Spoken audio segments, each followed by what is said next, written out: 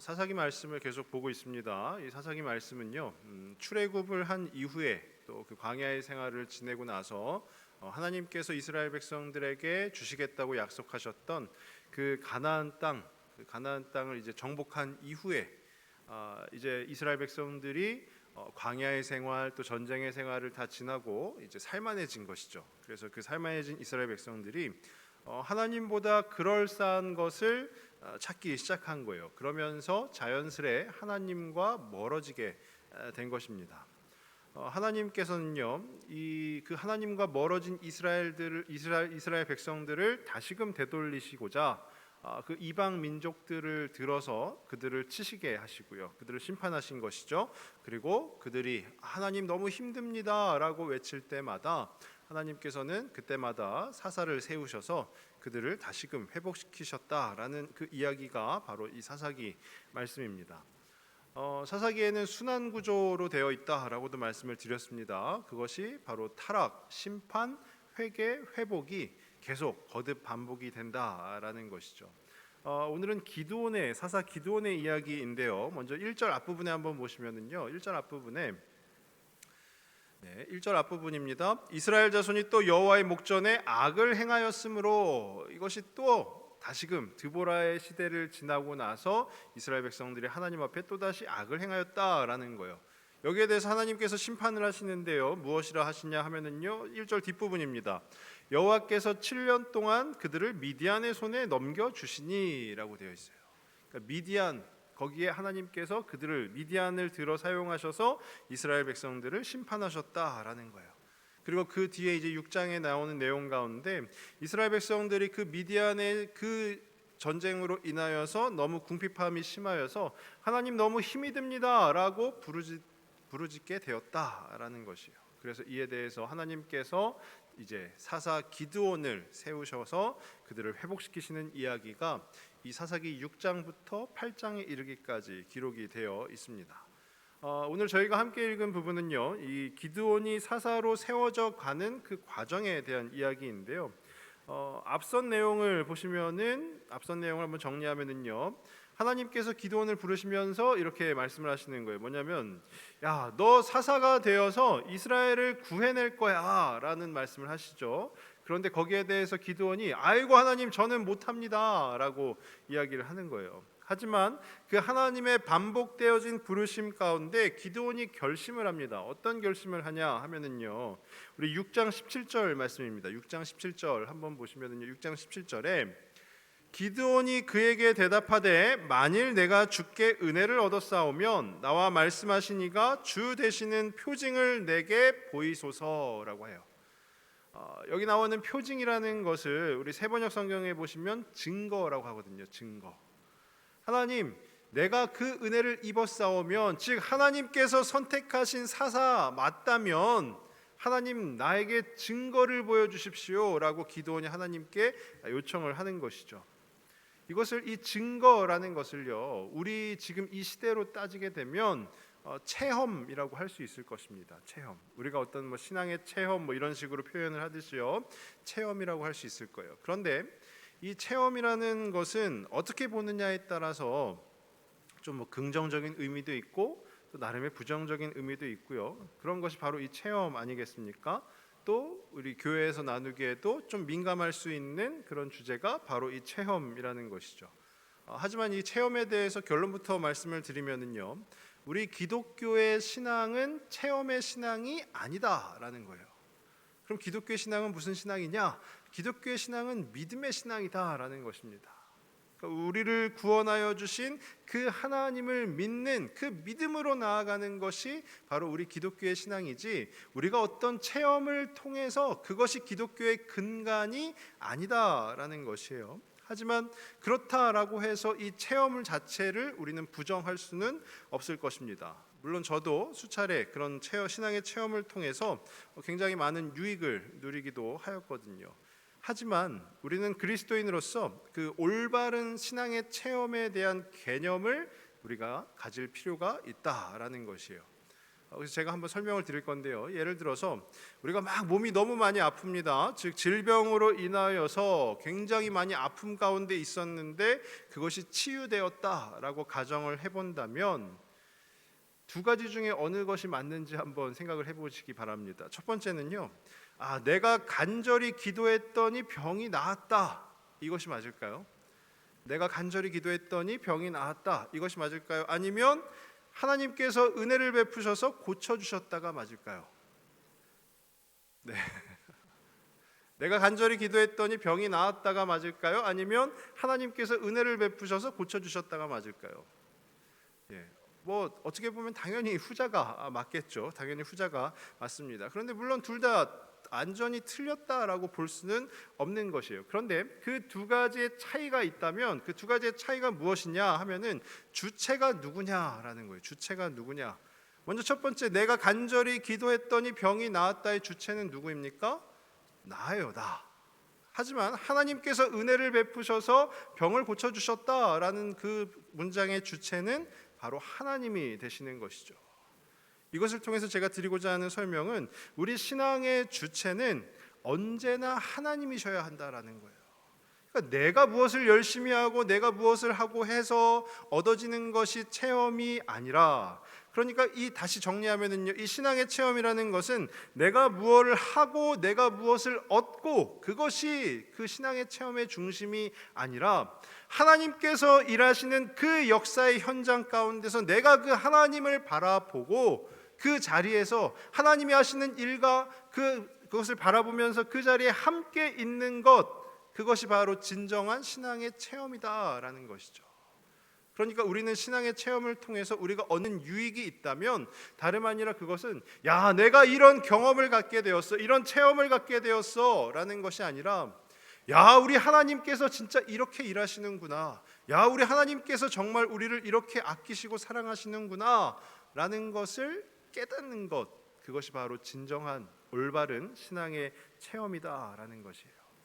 우리가 그런 전제로 오늘 본문을 좀 더 살펴보면은요, 기드온의 이제 체험을 하게 되는 것이죠. 아까 17절 말씀을 읽었잖아요. 은혜를 입어 싸우면 하나님이 계속 기드온을 부르시니까 기드온이 내가 그 하나님께서 세우실 사사가 맞다면 증거를 보여주십시오라고 하죠. 거기에 대해서 18절 말씀에는 기드온이 잠시만, 그 여호와의 사자에게 잠시만 기다리십시오, 제가 뭘 좀 준비해 오겠습니다 라고 해요. 그러니까 그 여호와의 사자가 그래 다녀와라, 내가 기다리겠다 라고 하죠. 그리고 기드온이 준비해서 온 것이 무엇이냐 하면은요, 염소 새끼 한 마리로 만든 고기와 그리고 한 에바, 이것을 바구니라는 개념인데요, 약 20리터 정도 된다고 하더라고요. 한 에바로 만든, 그 가루로 만든 무교병과 그리고 그 고기를 삶은 그 국을 가지고 온 거예요.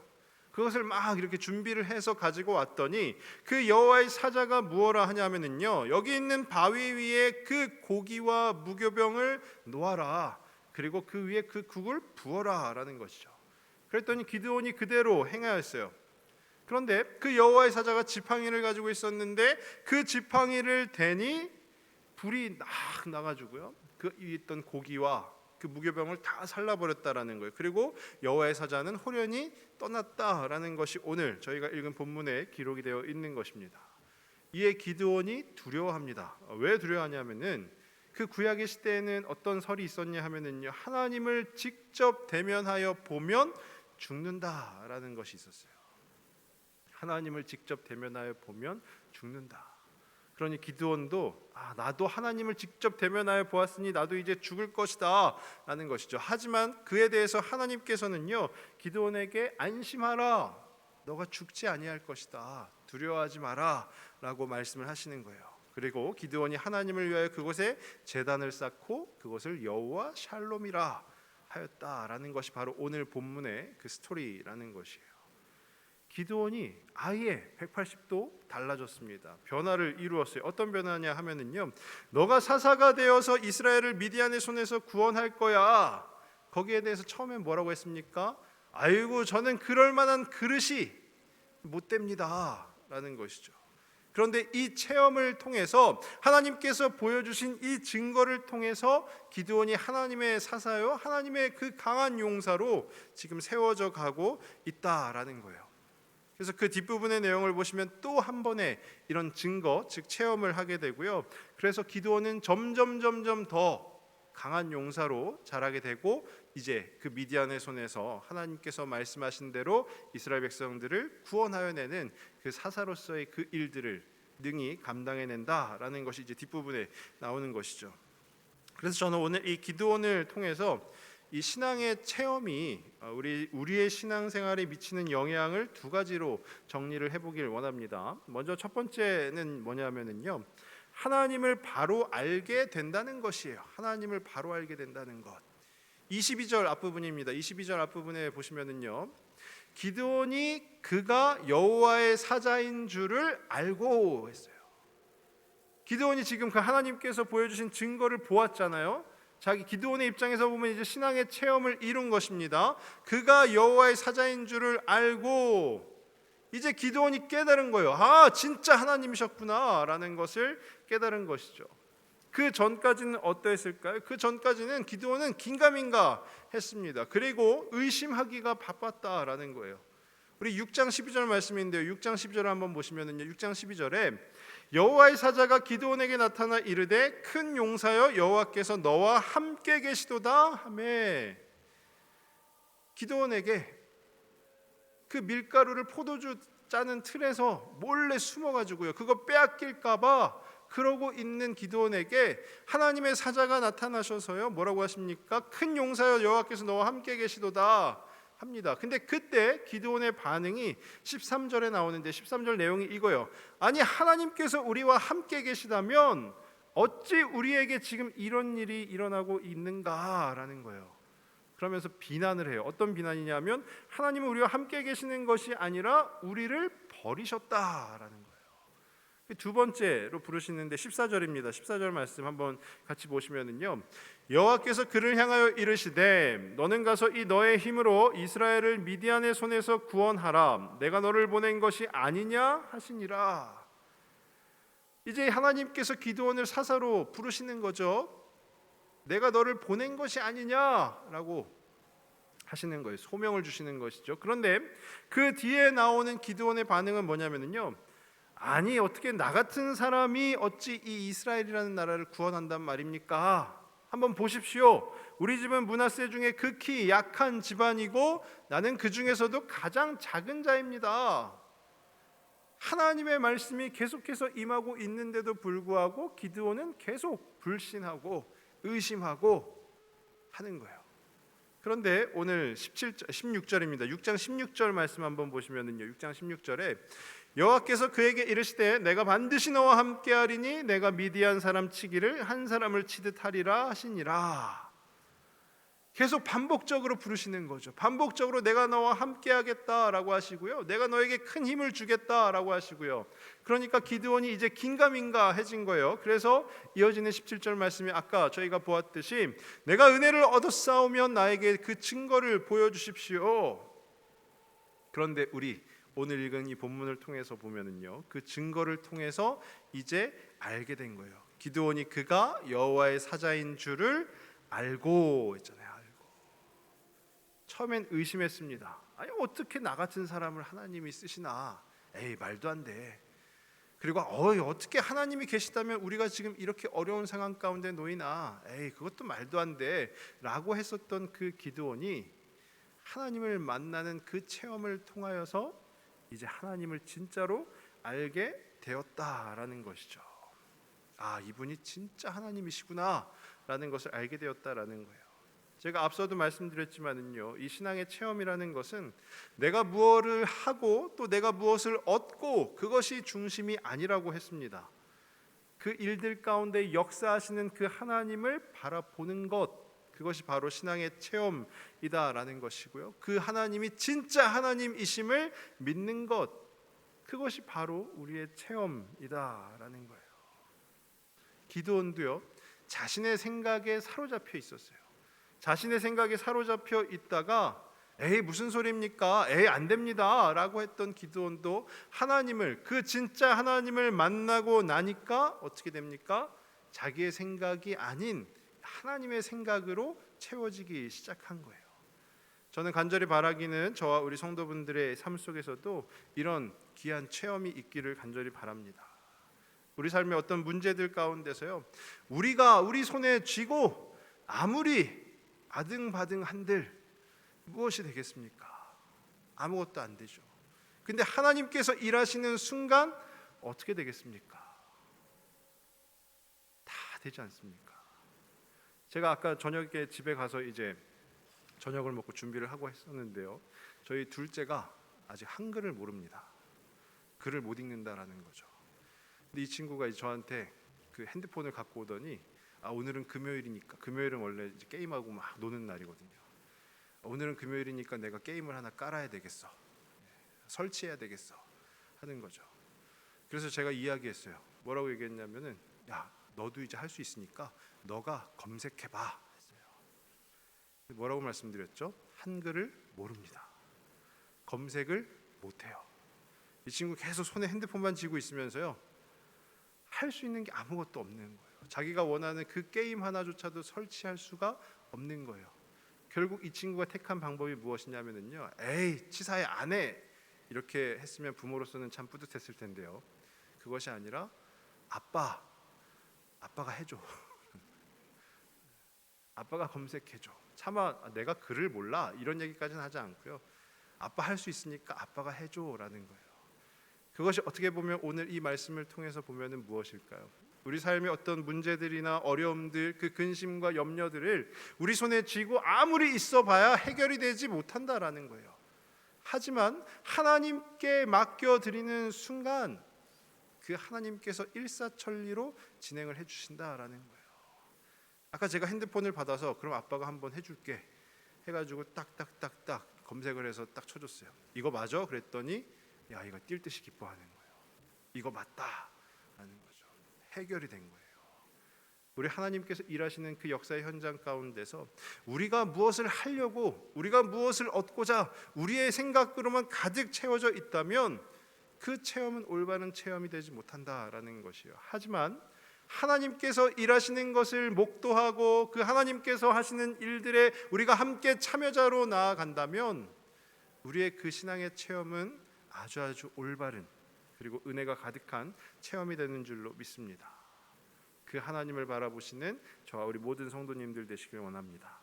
그러면 두 번째로 우리에게 미치는 영향이 무엇이냐 하면은요, 두려움이 아닌 평안을 얻게 된다라는 거예요. 두려움이 아닌 평안을 얻게 돼요. 이 체험을 마친 후에 기드온은 두려워했어요. 내가 하나님을 보았으니까 이제 죽겠구나.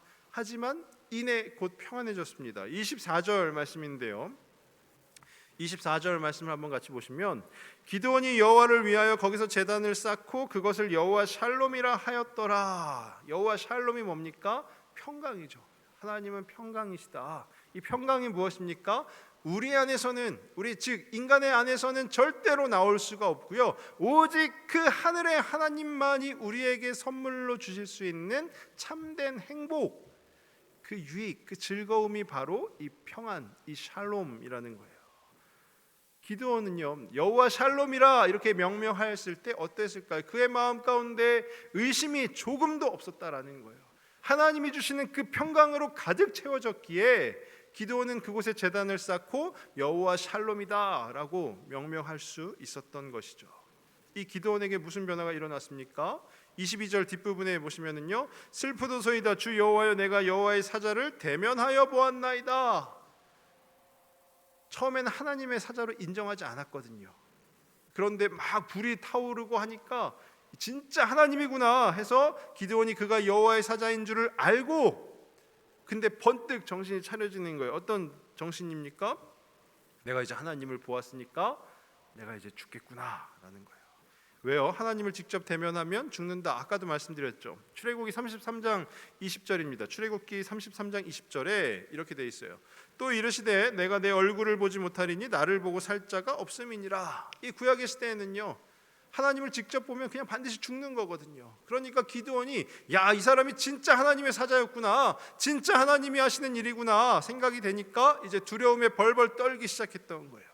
그런데 그런 기드온에게 하나님은 뭐라고 하시느냐? 너는 안심하라, 두려워하지 말라, 죽지 아니하리라 하시는 거예요. 이 말씀을 준비하면서요, 제가 찬송이 이렇게 흥얼흥얼대지더라고요. 우리 주 안에 있는 나에게 찬송가 2절 찬양인데요, 가사가 이렇습니다. 그 두려움이 변하여 내 기도 되었고 전날의 한숨 변하여 내 노래 되었네. 다들 너무너무 잘 아시는 찬양이죠. 그 두려움, 우리 안에 있는 그 두려움이 하나님이 주시는 평강으로 인하여서 나의 기도가 되었고, 그리고 전날에 막 한숨 푹푹 쉬던 그 일들이 이제는 나의 노래가 되었다. 왜요? 하나님께서 함께 하시니까, 하나님께서 우리 가운데 그 평안으로 더하여 주시니까 그렇게 되었다라는 거예요. 그 하나님이 주신, 기드온에게 주신 그 체험을 통해서 기드온은요, 그 두려운 마음 다 내려놓고 참된 평안을 얻게 되었다라는 거예요. 그래서 제단을 쌓고 여호와 샬롬이라 명명하였다라고 나오는 것이죠. 자기 자신을 억누르던, 처음에 기드온이 어떠했다고 했죠? 하나님이 계시다면 우리가 왜 이렇게까지 힘들게 살아야 되느냐라고 했었던, 그리고 하나님 저는 도저히 그럴 제목이 못 됩니다 라고 했었던 그 자신의 생각을 다 내려놓게 하시고, 이제 하나님께서 일하시는 하나님의 순서, 하나님의 역할이 이제 기드온에게 임하기 시작한 것입니다. 정말 놀랍지 않습니까? 이 이야기는 이 기드온에게만 그런 것이 아니라 하나님께서 저와 우리 성도님들에게, 또 우리 성도님들이 속한 그 가정에 있는 우리 배우자와 자녀들에게까지도 하나님께서 반드시 함께 하십니다. 그리고 하나님께서 그들을 위해서 오늘도 일하실 것이에요. 그것을 믿고 나아가는 것이 진정한 그 샬롬, 그 여호와 샬롬을 우리가 받을 수 있는 길 아니겠습니까? 그 길이 바로 오늘 이 예배의 자리가 될 수 있기를 간절히 소망합니다. 그래야해서요, 말씀을 정리하면은요, 이 신앙의 체험이라는 것은 우리가 무엇을 하고 우리가 무엇을 얻고 그것이 중심이 아니라요, 우리의 삶 속에서 오늘도 일하시는 그 하나님을 바라보고 그분 앞에 나아가는 그 복된 삶을 살아가는 것, 그것이 바로 우리가 누릴 신앙의 체험인 것임을 꼭 기억하셨으면 좋겠고요. 또 그 신앙의 체험을 기대하시고 소망하시면서 이제 하나님이 우리와 함께 하신다 하셨으니 우리에게 힘도 주시고 능력도 주시고 다 모든 일들을 감당케 하여 주실 것이니 그 하나님을 의지하고 그 삶의 현장 가운데 나아가는 저와 우리 모든 성도님들 다 되시길 주님의 이름으로 축원합니다. 이 시간 저희 찬양을 한 곡 하고요, 이어서 기도하도록